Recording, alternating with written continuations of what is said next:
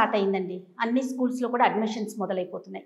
యాక్చువల్గా మేము చిన్నప్పుడు ఒక 6 ఏళ్ళు వచ్చిన తర్వాత స్కూల్స్ కోసం సెర్చ్ చేసేవాళ్ళం. ఏ స్కూల్లో చదవాలి ఏంటి, పక్కనే ఉన్న జిల్లా పరిషత్ స్కూల్స్ అట్లా అనుకునేవాళ్ళం. కానీ ఇప్పుడు పరిస్థితి పూర్తిగా మారిపోయింది.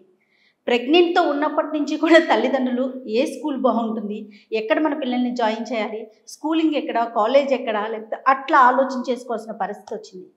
చాలా కాంపిటీషన్, నెంబర్ ఆఫ్ స్కూల్స్ కనిపిస్తూ ఉన్నాయి. ఏ స్కూల్లో జాయిన్ చేయాలో చిన్న కన్ఫ్యూజన్. అయితే ఈ విషయాలన్నీ మనతో డిస్కస్ చేయడానికి ఈరోజు మనతో పాటు ఉన్నారు future spark international school chairman Srinivas గారు. నమస్తే శ్రీనివాస్ గారు.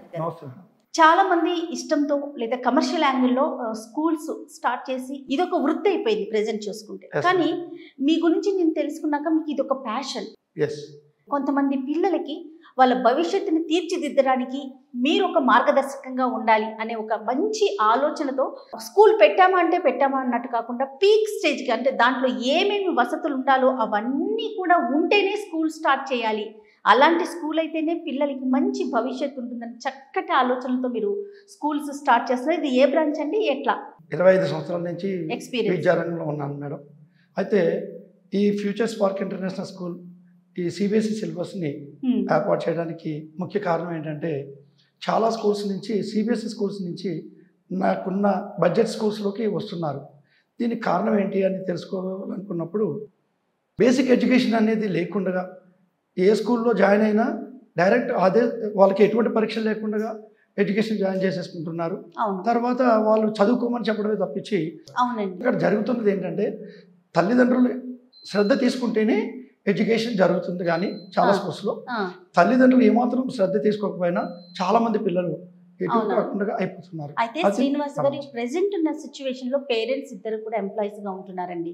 అంటే పిల్లలకి ఒక మంచి భవిష్యత్తుని ఇవ్వాలి, మంచి చదువును అందించాలనే ఉద్దేశంతో వైఫ్ అండ్ హస్బెండ్ ఇద్దరు కూడా పరుగులు పెడుతున్నారు. అప్పుడు ఆలోచన ఎలా ఉంటుందంటే, ఒక మంచి స్కూల్లో వేసేస్తే మంచి ఎడ్యుకేషన్ అందిస్తారు కదా, మన ప్రయారిటీ కొంచెం తగ్గించుకుని ఇటువైపుకు వెళ్దాం కదా అనే ఆలోచనలో ఉన్నారు. అవునంటారా కాదంటారా? ఇది 100% కరెక్ట్ మేడం. కాకపోతే ఈ పేరెంట్ ఎలాగైతే ఆలోచిస్తున్నాడో అలాగే విద్యారంగంలో విద్యను అందించే ప్రతి స్కూల్ మేనేజ్మెంట్ కూడా అలాగే ఎథిక్స్తో ఉండాలి. మా ఫాదర్ చెప్పడం వలన నేను కొన్ని ఎథిక్స్తో ఉండగలుగుతున్నాను. కారణం ఏంటంటే, హాస్పిటల్ అండ్ ఎడ్యుకేషన్ సిస్టమ్ ఈ రెండు బిజినెస్లు ఎథిక్స్తో చేయాలి, కానీ బిజినెస్ పరంగా చూడకూడదు అనేది నాన్నగారు చెప్పారు. ఆయన ఏం చేస్తుంటారండి? మా ఫాదర్ యాక్చువల్గా అయితే వ్యవసాయం చేసేవారు. లేదు, నాకు ఎడ్యుకేషన్ చాలా ఇష్టం. ఎందుకంటే మేము నలుగురు అన్నదమ్ములను నేను ఒక్కడనే కొంచెం బాగా చదువుకొని నాకు ఎడ్యుకేషన్ ఇంట్రెస్ట్ తోటి ఈ యొక్క స్కూల్ ఫీల్డ్కి రావడం జరిగింది.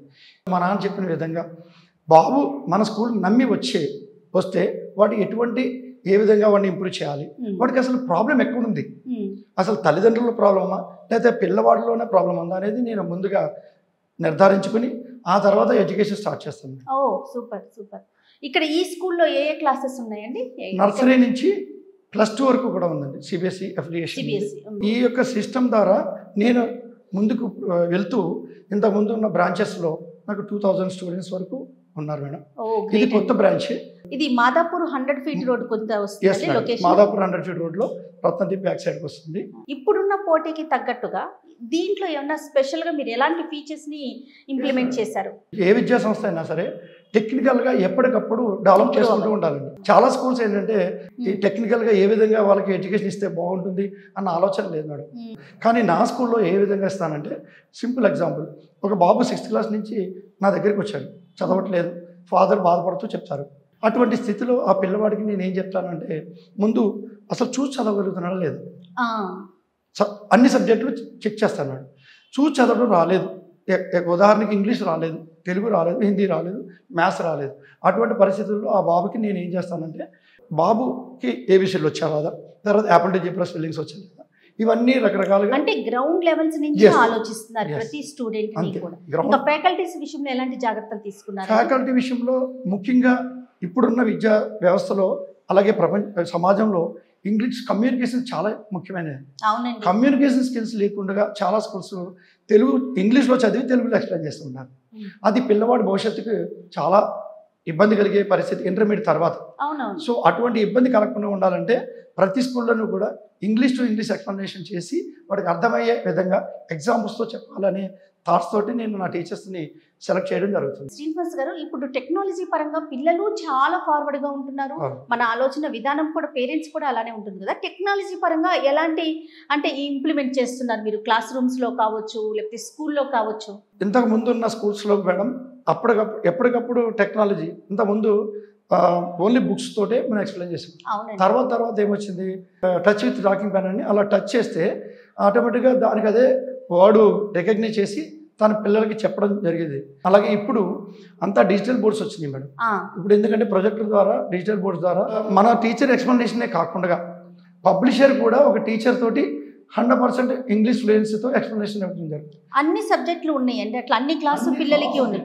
నర్సరీ నుండి కూడా ఒక స్టాండింగ్ లైన్ ఎలా చెప్పాలి దానికి ఎగ్జాంపుల్తో సహా డిజిటల్ కంటెంట్ ద్వారా ఎక్స్ప్లెయిన్ చేయడం జరుగుతుంది. అంటే ఇంతకు ముందు కష్టపడి చదవాల్సి వచ్చేది, ఇప్పుడు అంత కష్టపడకుండానే చదవగలిగే టెక్నాలజీ వచ్చింది మేడం.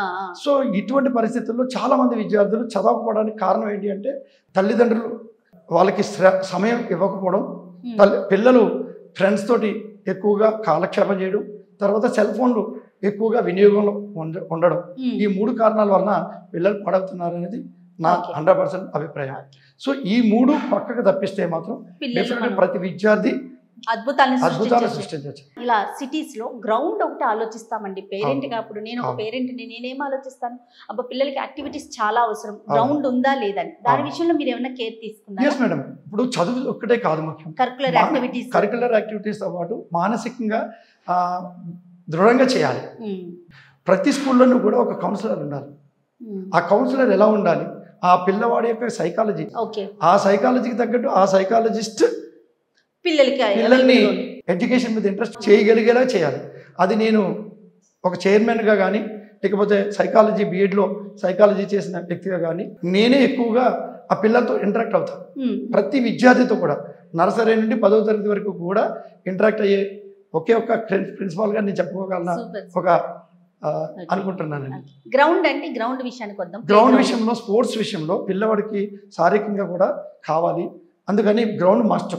క్రికెట్ కావచ్చు, లేకపోతే షటిల్ కావచ్చు. ఇంకా నేను ఇప్పుడు కొత్తగా పెట్టడానికి ప్రమోట్ చేయడానికి ఆర్చరీ, ఎందుకంటే నేషనల్ లెవెల్లో చాలా స్కూల్స్లో ఆర్చరీ కానీ గన్ షూట్ కానీ పెద్దగా ఇంపార్టెన్స్ ఇవ్వడం లేదు. కానీ ఇప్పుడు నేనేం చేస్తున్నానంటే ఆర్చరీ, గన్ షూట్, ఈ క్రికెట్ ఇటువంటివన్నీ కూడా ఇవ్వడం జరుగుతుంది మేడం. వీటితో పాటు కరికులర్ యాక్టివిటీస్ ఏమున్నాయండి? కరికులర్ యాక్టివిటీస్ ఇప్పుడు సపోజ్ చిన్నపిల్లలకు ఉందనుకోండి, కంటెంట్లో ఏదైతే ఉందో ఆ కంటెంట్ ప్రాక్టికల్గా టీచర్స్ ఎక్స్ప్లెయిన్ చేస్తూ మరలా ప్రాక్టికల్గా వాళ్ళకి చూపించడం జరుగుతుంది. సో దానివల్ల ఏంటంటే పిల్లవాడికి విపరీతమైన గ్రాస్పింగ్ పవర్ పెరుగుతుంది.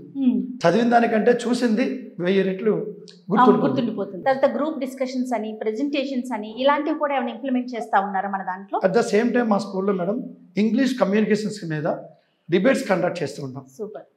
డిబేట్స్ కండక్ట్ చేయడం వల్ల పిల్లవాడు స్టేజ్ ఫియర్ ఉండదు. అసలు స్టేజ్ ఫియర్ ఎందుకు ఉండాలి, అవసరం ఏంటి? చిన్నప్పటి నుంచి అలవాటు చేస్తే ఒక టాపిక్ ఇస్తాం మేడం, ఆ టాపిక్ వాడు ఓన్గా చెప్పాలి. అంటే క్రియేటివిటీ వాడికి రావాలి. కమ్యూనికేషన్ స్కిల్స్ ఎప్పుడైతే ఉండి క్రియేటివిటీ ఉందో వాడు లైఫ్లో ఏ గోల్ సాధించాలన్నా కూడా ఆ గోల్కి సాధించగలుగుతాడు. ఇప్పుడు సాధిస్తున్నారు. స్కూల్ కాంపౌండ్ అంతా కూడా చూసానండి, చాలా ప్లెజెంట్ గా, చాలా ప్రశాంతంగా అనిపించింది. ఫైనల్లీ ఫీ స్ట్రక్చర్ ఎలా ఉంది మేడం? యాక్చువల్గా సిబిఎస్ఈ ఇంటర్నేషనల్ స్కూల్స్లో 1,00,000 పైగా అన్ని స్కూల్స్ వసూలు చేస్తున్నాను మేడం. కానీ నేను మ్యాక్సిమం 50 నుంచి 60-70 లోపులోనే అప్ టు 7th 8th వరకు కూడా తీసుకోవడం జరుగుతుంది. మనీ కాదు ముఖ్యం, పిల్లవాడి చదువుకుని వాడు వచ్చి మరలా సార్ నేను పలానా సీఈఓగా ఉన్నాను, పలానా డాక్టర్గా అయ్యాను అని చెప్తే నా అంత అదృష్టవంతుడు, నా అంత గొప్పతనం నాకు వేరేది లేదనిపించే మెంటాలిటీతో నేను స్కూల్ రన్ చేస్తున్నాను. ఓకే అండి, wish very all the best అండి. మంచి సక్సెస్ అవ్వాలి ఈ బ్రాంచ్ కూడా మనస్ఫూర్తిగా కోరుకుంటున్నా. Thank you so much. నమస్తే.